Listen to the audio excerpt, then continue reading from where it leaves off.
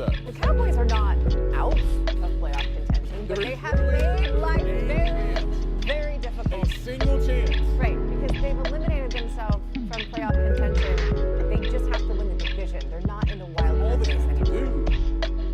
What? Say it. They're done? 1%. Look. That means they're It's like out. Floyd Christmas territory, so you're saying there's a chance. Hey, Go shopping. in the end game, there was one chance, and it happened. So I'm just saying, it mathematically happened. They out. End game was a Marvel movie about the Avengers. Iron Man got the Infinity Stones. No, he's inevitable. Okay, anyway, Just so like, but also inevitable, the Cowboys just, yeah, they look. You can look at this season if you're Dallas and say we had the quarterback, we had an offense, we had receivers. We couldn't stop people when we needed to stop them, sorry, including that's how in you this look at the game. last several seasons. Fair enough, Anyway. but especially tonight was the synopsis of the season. They needed to score 30. If they can score 30 points, they can win football games because their defense is going to give up 30. They knew that going into this game. Well, that's usually not a good formula for winning. That's what I'm though. saying. That's what they got to score points. Minnesota made some stops, didn't allow them to score that amount of points, and now they sit there and they're going to do like us. They're going to go Christmas. Okay, so they could win the division. They have to play the Chargers, the Commanders, and the Giants. For the record, the Eagles have to play DC, Buffalo, and DC.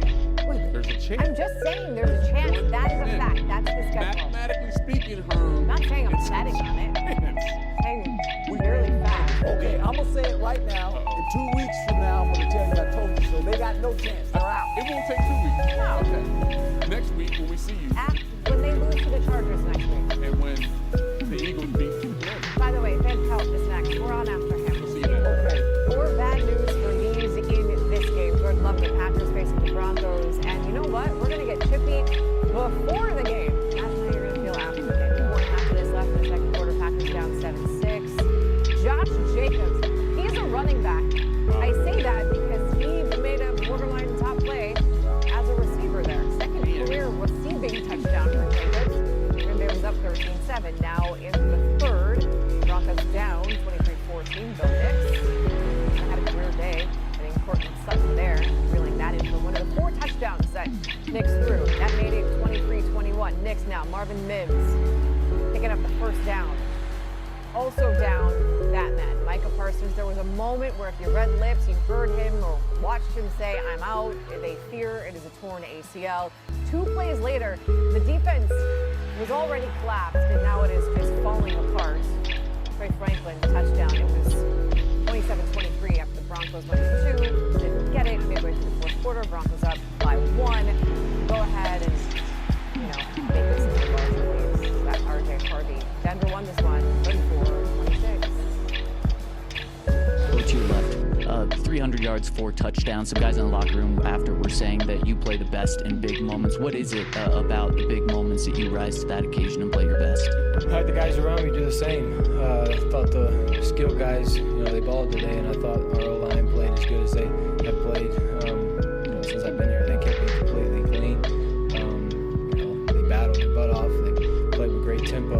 They knocked them, around as best they could, and I thought our guys responded because of it. We were able to get open, find some completions. 4 different guys with a touchdown. Bandy with his first. That was, awesome to see, especially getting us going like that and having the first one of the day. And then just having 4 different guys score big touchdowns like that is huge. Being able to score points and not kick field goals is, in a game like that, that's usually the difference maker. Bo, obviously you guys clinched a playoff berth. Maybe talk about that, but then, you've got bigger things ahead of you. Maybe talk about that as well and winning your 11th straight. Yeah, this was our first goal. We wanted to get to the playoffs. That's the only way to get further is to make the tournament. So we're excited about that. That was goal number 1. We were able to accomplish that tonight, and then this next week it's going after goal number 2, and that's worrying about our next opponent. Find a way to get the best out of our season, and get the best situation in the postseason. So we're I feel like every week it's the most important game. It's the next best game. This is the next most important game. So this is a big week for us. We got to continue to find ways to execute, win games, no matter what it looks like. And I thought tonight overall it was an effective game for us. Going back to the Surtain pick, you guys have just gone 3 and out. What's sort of emotional swing was that for you guys? And then obviously led to the touchdown. Did that feel like a turning point? Yeah, it was huge. I think a play like that gets, a sudden turnover, just get some adrenaline, get some emotion back in the game. They come out and score, we go 3 and out.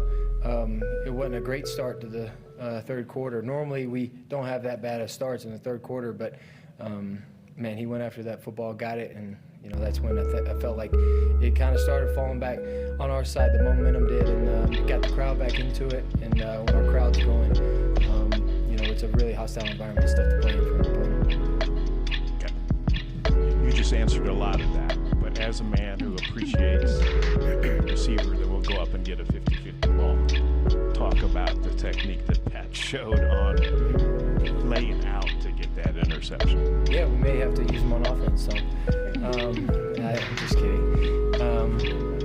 I think he's one of the best players in the league for a reason, and he showed it on that play. He's had some ups and downs this season. He's battled through it, and that was a Pat Surtain play right there. Not many can make it, and he's one of the ones that do. And big-time players make big plays in big moments, and that was a big moment, and he went and got it. Ball was up in the air. A lot of guys panic. A lot of guys struggle in that situation. He went right after the football, played it like a receiver, and it was awesome to see. Great for our defense. They needed that turnover, and they got it. They've been really working on that, working towards it, and they got that, and then that allowed Riley to get one later. And I thought those guys going after the football in the air, after entering the challenge, after a couple pass completions in the first half, they really played well in the second half. Didn't give up much. They were very stingy. Got after the passer and were able to deflect some footballs and not give up much many pass yards. So I thought as a defense, Pat's a leader on our team, and he set the tone for that second half. But Sean talks a lot about the way to win any given game, and obviously it's stylistically a lot different last week than this week for you guys. How much of your growth as you play longer and longer in the NFL is about sort of understanding that and then figuring out ways to capitalize on however the game is unfolding? It's everything. Every game has a different story. Every play has another one. And I was able to learn in college that you're not going to win the game in one play. You're not going to win the game in one quarter.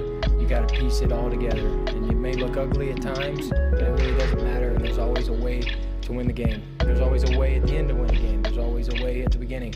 So you have to figure that out. And as a team, I think that's just what makes really good teams. Together, they figure out the way, and they just go out there and do it. And for us, we continue to prove over and over. Our defense is going to play stout when we need them. They're going to get stop after stop. And, as an offense, we continue just to have to score points when it's most important to score points. And our special teams just keep playing solid and hold us all together. So I think as a team, we're playing as good as I think we can play right now. And that's really important to do it at the end of the year. Bo, back here to you, right? Have you talked with your mom? Is she fired up that her prediction was correct that you guys won? I haven't talked to her yet. I talked to her on the way here. I shouldn't say I talked. She talked a lot to me on the way here. And, I got the whole rundown, got to catch up for a second. And she was excited. She was, my mom always thinks that we're going to have the best chance. And, she always just wants us to go out there and have a good time and stay healthy. And we were able to do that today. And, exciting time to be a Bronco right now. And, that was just another game on our journey to where we want to go. Yeah, Bo, you talked about it a little bit on Wednesday with the expectation of the crowd. Kind of describe how the atmosphere